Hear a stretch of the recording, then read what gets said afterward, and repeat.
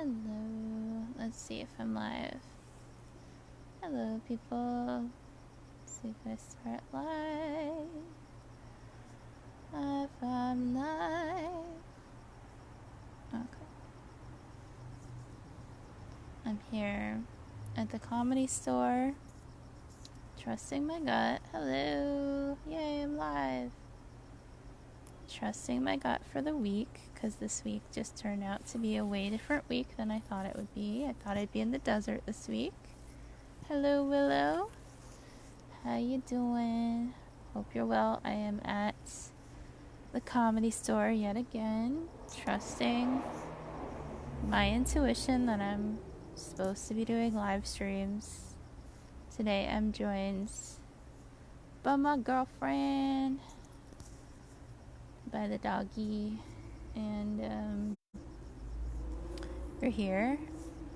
I don't know why I'm here. I just know that I've been feeling this place this whole week, and so I know astrologically this is a big week.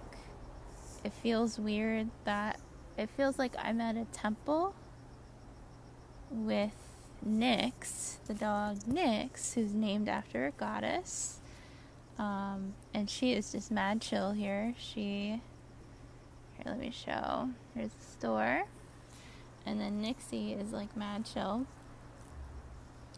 So she's named after the goddess of darkness, and she's the goddess of, that's what she's named after. She's my friend Nikki's dog, so I've been dog sitting this week, and it just happened randomly that I got asked to come out here to LA and be with Nyx. So I figured, there's a meaning to everything. Now, I don't know what that meaning is right now. I just know that it's super weird. The Comedy Store has nobody here that I know of, unless there's people staying inside, which is a possibility. But it's just so weird that it's so accessible energetically to just walk on property. Los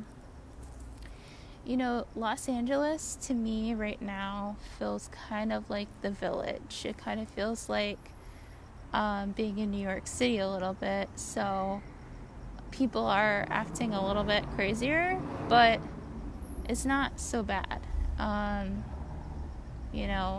And the energy here has changed for sure, and I have a feeling it's going to keep changing. But I have a feeling it's generational, and because we're going through a Mars square Pluto this week astrologically, I have a feeling that that's what's going on. Because there's people drag racing right now that think they're hot shit, but what are you gonna do, right? But I don't know. Like yesterday, I found a Joker, there was a Joker hat here. I've been thinking about Sam Kinison all day. I've been thinking about comedy all day. I've been thinking about, what it took to even get here to this place, and the fact that we're going through a pandemic right now. It doesn't matter to me because, I've been all around the world.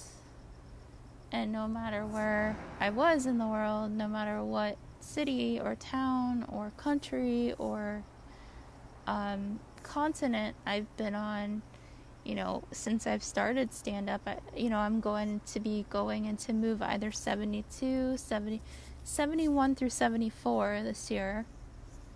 When I leave this place in the desert, every move that I've ever made has been for this place right here. And it doesn't matter if it's a pandemic. It doesn't matter if it's a world war or a revolution or anything like that. This place is a sacred place to me. And it's interesting that even upon the occasions in which I've been in LA over the last 2 weeks, I feel like more comics should be visiting this place, because that's when temple, it's like, if you think of temple, this is a temple. And to me, this is a temple. To me, this is a place you come and you say your prayers to. You know, you thank the names on the wall. You appreciate the ghosts that are around. I've been strongly thinking about Sam Kinison lately, and it's not that I wasn't a Sam Kinison fan. I was more of a Bill Hicks girl. But lately, like, I've been thinking about, people like Sam Kinison, and Robin Williams, and, the comics that came before this generation that's now leaving. Because I feel like there's a passing over of, in the military, there's like a passing over of the guard, right? There's a changing of the guard. I know, they're loud, puppy. We'll go back soon.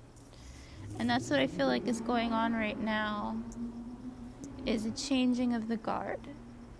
Whatever generation likes it or not, it's just part of a thing. It's like, I'm not a huge fan of Disney movies in general, but I think of the Disney movie Mulan, and I think of that movie in regards to what's going on generationally right now in stand-up comedy. I think that that's what's happening on a mass scale in stand-up comedy. Maybe my thoughts aren't that great right now. Not that well put together, but for some reason I'm being called to be here right now at the store, or fate brought me here right now for some weird purpose. I think a huge part of comedy is those who have and those who don't have. And the weird part of stand-up comedy is it should be those who don't have that actually make it in stand-up comedy, because those are the truth tellers. But for some reason, this generation of comics, there's the inverse of that I see going on. And it's like, but it should be, what's up, pup? You see something, puppy? But it should be like the weirdos that make it. It should be the fucking outcasts that are the ones that are accepted into the clubs. But it's become the shiny, happy people. It's become what REM sang about, and it's so weird because, I sit here walking around West Hollywood. I saw somebody get made fun of by these guys. They like pulled up next to him, and he was like fierce as fuck. Like, he was so fucking fierce. He had a belly shirt on. He was smoking a cigarette, walking down the street with fucking short shorts. And this car pulled up to him and like made fun of him. And that's not what this shit is all about. West Hollywood, Greenwich Village, these are places of respite, And I think, and I'm not blaming Coachella, because there's a lot of other things other than Coachella. I want to say hi, Dave. But it's become this different, like, where has the culture gone? Because art is something, comedy is something else. And whether I have one person listen to this fucking message, or eventually maybe more, I don't know. I know I was put onto this planet to be different and weird, but thank God I have this dog with me right now because I'm shy. But that's why I've always been called to this place, because the Comedy Store always pushed the buttons of truth. At least they're the comics that I gravitated towards. And hopefully I can pick up that baton and make that shit funny because this isn't stopping. I'm not stopping stand up right now. I have a feel, I lost my house. Like, I know that at the end of October, Desert House is done, and I'm making the commitment to LA, whether that means I live in a dumpster in LA, or whether that means I live in the car, or whether that means I have to, couch hop. There's a lot of us comics during this pandemic who have made the commitment to this, and we're not afraid of this virus, and I can't be afraid anymore. I'll wear my mask, I'll use my Purell, but I feel like my career started at biosafety level 2 and 3 with non-human primates in the Department of Defense with infectious diseases for a reason. I know this, I lived this, I've been through this, in my first job. And now I'm here with society. Is there somebody up there? Puppy. This puppy is the coolest dog ever. Hi, baby. So I'm going to take her for a walk now. We walk down here. She's such a good dog. I'm going to give her some stardom. Puppy. Nixie, you want to say hi to people? She's like, hell no. I want to go for a walk. I'm going to listen to some Tom Petty. I'm going to go down back to where I came from. But this is me at the stairs of the belly room, chilling with the ghost of Sam Kinison in the parking lot of the Comedy Store, paying my respects to Mitzi Shore. And I'll be back. I'm going to be back as long as I'm here. Right, puppy? And that's a wrap. Peace and love, y'all. Thanks for watching. Be safe out there.